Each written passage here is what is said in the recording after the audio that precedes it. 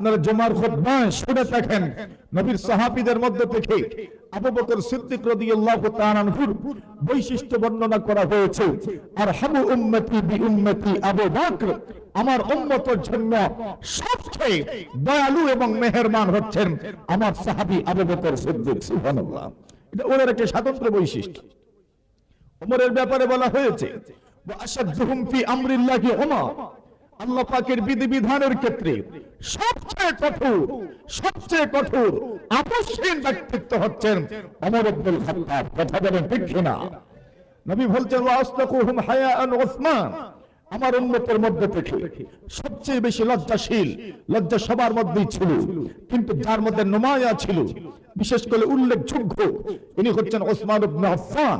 ওয়া আকযাহুম আলী, আমার উম্মতের মধ্যে থেকে বিশেষ করে বিচারিক ক্ষমতা, সালিসি ক্ষমতা যার মধ্যে বেশি, ইনির নাম হচ্ছে আলী ইবনে আবি তালিব। সুবহানাল্লাহ।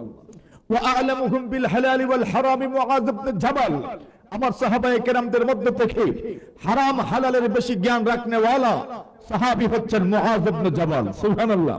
ওয়া আকরাউহুম লিকিতাবিল্লাহ উবাই ইবনে কাব, আর আল্লাহ পাকের কোরআনের সবচেয়ে বড় কারি হচ্ছেন উবাই ইবনে কাব রাদিয়াল্লাহু তাআলা।